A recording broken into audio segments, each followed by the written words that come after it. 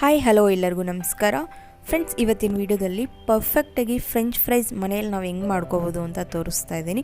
ತುಂಬ ಸುಲಭವಾಗಿ ಮಾಡ್ಕೋಬೋದು. ನಾವು ಒಂದ್ಸಲಿ ಮಾಡ್ಕೊಂಡು ಇದನ್ನು ನಾವು ಫ್ರೀಝರಲ್ಲಿ ಸ್ಟೋರ್ ಮಾಡಿಕೊಂಡ್ರೆ ನಮ್ಗೆ ಯಾವಾಗ ಬೇಕೋ ಆವಾಗ ನಾವು ಇದನ್ನು ಫ್ರೈ ಮಾಡ್ಕೋಬೋದು. Welcome back to my channel cook with love. Friends, ಯಾರಾದರೂ ಹೊಸ್ದಾಗಿ ನನ್ನ ಚಾನಲ್ನ ವಿಸಿಟ್ ಮಾಡ್ತಾಯಿದ್ರೆ, ನಿಮಗೆ ನಾನು ಮಾಡ್ತಾ ಇರೋ ವೀಡಿಯೋಸ್ ಇಷ್ಟ ಆಗ್ತಾಯಿದ್ರೆ ದಯವಿಟ್ಟು ಈಗಲೇ ಹೋಗಿ ನನ್ನ ಚಾನಲ್ಗೆ ಸಬ್ಸ್ಕ್ರೈಬ್ ಮಾಡ್ಕೊಳ್ಳಿ. ಫ್ರೆಂಡ್ಸ್, ಹೆಂಗೆ ಮಾಡೋದು ಅಂತ ನೋಡೋಣ. ಫ್ರೆಂಡ್ಸ್, ಇಲ್ಲಿ ಮೊದಲಿಗೆ ನಾನು ಪೊಟ್ಯಾಟೊ ತೊಗೊಂಡಿದ್ದೀನಿ. ಇದನ್ನು ಸ್ಟಾರ್ಚಿ ಪೊಟ್ಯಾಟೊ ಅಂತ ಕರೀತಾರೆ. ನಮ್ಮ ಚಾನಲಲ್ಲಿ ಒಂದು ಪೊಟ್ಯಾಟೊ ಚಿಪ್ಸ್ ಮಾಡೋದು ಹೆಂಗೆ ಅಂತ ತೋರಿಸಿದ್ದೀನಿ. ಅದರಲ್ಲಿ ನಾನು ಯಾವ ಪೊಟ್ಯಾಟೊ ಯೂಸ್ ಮಾಡಿದ್ನೋ ಅದೇ ಪೊಟ್ಯಾಟೊನ ನಾನು ಇಲ್ಲೂ ಯೂಸ್ ಮಾಡ್ತಾ ಇದ್ದೀನಿ. ತುಂಬ ಚೆನ್ನಾಗಿ ಬರುತ್ತೆ ಈ ಪೊಟ್ಯಾಟೊ ಯೂಸ್ ಮಾಡೋದ್ರಿಂದ. ನಾನು ಇದನ್ನೆಲ್ಲ ಪೀಲ್ ಔಟ್ ಮಾಡ್ಕೊಂಬಿಟ್ಟು ಈ ಥರ ಒಂದು ಸೈಡಿಗೆ ಕಟ್ ಮಾಡಿ ಇದನ್ನು 1 ಇಂಚಷ್ಟು ಕಟ್ ಮಾಡ್ಕೊತಾ ಇದ್ದೀನಿ. ತುಂಬ ತೆಳುವಾಗಿ ಕಟ್ ಮಾಡ್ಕೋಬಾರ್ದು. ಇದನ್ನು ಸ್ವಲ್ಪ ಇದೇ ಥರ ದಪ್ಪನೇ ಕಟ್ ಮಾಡ್ಕೋಬೇಕು.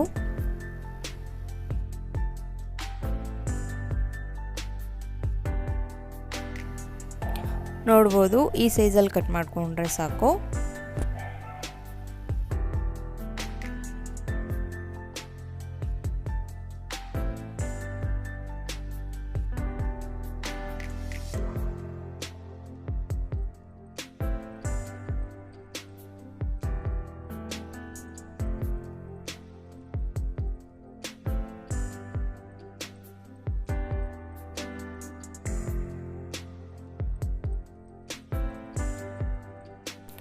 ನಾನು ಎಲ್ಲವೂ ಈ ಥರ ಕಟ್ ಮಾಡಿ ಇಟ್ಕೊಂಡಿದ್ದೀನಿ.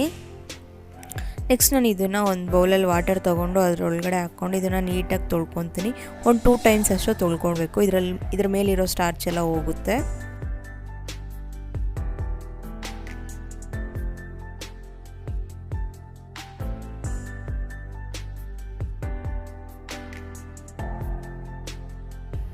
ನೀಟಾಗಿ ವಾಶ್ ಮಾಡಿಕೊಂಡು ಇದನ್ನು ಒಂದು ಸೈಡಲ್ಲಿ ಇಟ್ಕೊಂಡಿದ್ದೀನಿ. ನೆಕ್ಸ್ಟ್ ಇದಕ್ಕೆ ನಾನು ಒಂದು ಬೌಲಲ್ಲಿ ವಾಟರ್ ಹಾಕ್ಕೊಂಡಿದ್ದೀನಿ. ಇದು ನೀರು ಬಿಸಿ ಆದಮೇಲೆ ನಾನು ಕಟ್ ಮಾಡಿ ಇಟ್ಕೊಂಡಿರೋ ಫ್ರೆಂಚ್ ಫ್ರೈಸ್ನೆಲ್ಲ ಇದರೊಳಗಡೆ ಹಾಕ್ಕೊಂಡು ಇದನ್ನು ನಾನು ಬಾಯ್ಲ್ ಮಾಡ್ಕೊತೀನಿ. ಒಂದು 5 ಮಿನಿಟ್ಸ್ ಅಷ್ಟು ಬಾಯ್ಲ್ ಮಾಡ್ಕೋಬೇಕು. ಜಾಸ್ತಿ ಬಾಯ್ಲ್ ಮಾಡ್ಕೋಬಾರ್ದು, ಓವರ್ ಕುಕ್ ಆಗಿಬಿಡುತ್ತೆ. ಈ ಥರ ಮುರಿದ್ರೆ ನೀಟಾಗಿ ಕಟ್ ಆಗಬೇಕು, ಅಷ್ಟು ಬಾಯ್ಲ್ ಆದರೆ ಸಾಕು. ಇದನ್ನೆಲ್ಲ ನಾನು ಇವಾಗ ಸೈಡಿಗೆ ತೆಗೆದಿಕ್ಕೊತೀನಿ.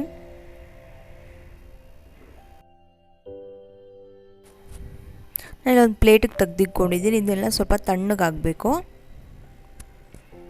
ಸ್ವಲ್ಪ ತಣ್ಣಗಾದ್ಮೇಲೆ ನಾನು ಇದನ್ನು ಒಂದು ಜಿಪ್ಲಾಕ್ ಕವರ್ಗೆ ಸೇರಿಸ್ಕೊತಾ ಇದ್ದೀನಿ. ನಿಮ್ಗೇನಾದರೂ ಇಮಿಡಿಯೇಟಾಗಿ ಬೇಕು ಅಂದರೆ 1 ಅವರ್ ಆದರೂ ಫ್ರೀಝರಲ್ಲಿ ಇಟ್ಕೊಂಡು ನೀವು ಇದನ್ನು ಫ್ರೈ ಮಾಡ್ಕೋಬೋದು. ಟೈಮ್ ಇದ್ದರೆ ಬೇಕಾದರೆ ಇದನ್ನು 24 ಅವರ್ಸ್ ಬೇಕಾದರೆ ಫ್ರೀಝರಲ್ಲಿ ಇಟ್ಕೊಂಡು ಇದನ್ನು ಫ್ರೈ ಮಾಡ್ಕೊಳ್ಳಿ. ನಾನು ಈ ಥರ ಜಿಪ್ಲಾಕ್ ಕವರಲ್ಲಿ ಇಟ್ಕೊಂಡು ಇದನ್ನು ನಾನು ಫ್ರೀಝ್ ಮಾಡ್ಕೊತೀನಿ. ಈ ಥರ ಫ್ರೀಝ್ ಮಾಡೋದ್ರಿಂದ ನಮ್ಗೆ ಯಾವಾಗ ಬೇಕೋ ಆವಾಗ ಫ್ರೈ ಮಾಡ್ಕೋಬೋದು. ನೋಡ್ಬೋದು, ಚೆನ್ನಾಗಿ ಫ್ರೀಝ್ ಆಗಿದೆ.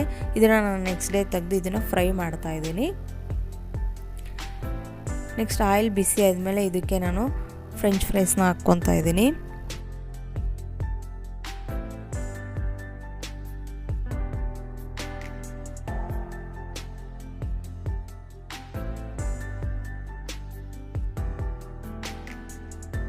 ನಾವು ಸ್ಟಾರ್ಟಿಂಗ್ ಹಾಕಬೇಕಾದ್ರೆ ಸ್ವಲ್ಪನೇ ಹಾಕ್ಕೊಂಡು ಫ್ರೈ ಮಾಡ್ಕೋಬೇಕು.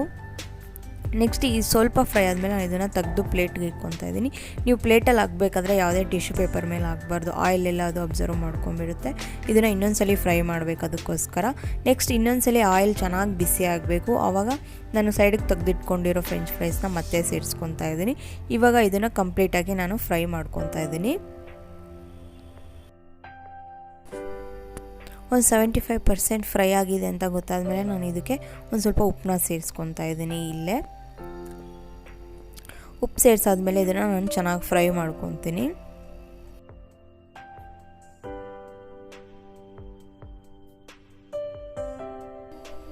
ನೋಡ್ಬೋದು ಎಷ್ಟು ಚೆನ್ನಾಗಿ ಫ್ರೈ ಆಗಿದೆ, ಎಷ್ಟು ಚೆನ್ನಾಗಿ ಬಂದಿದೆ ಅಂತ.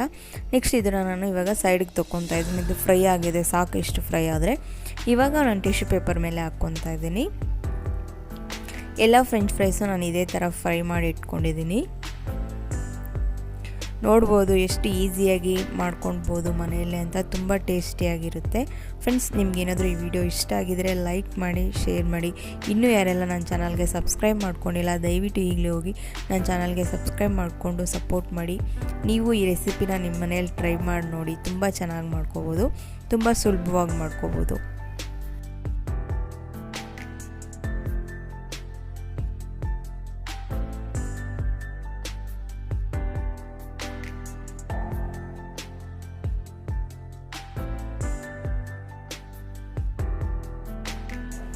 Please don't forget to subscribe. Thank you.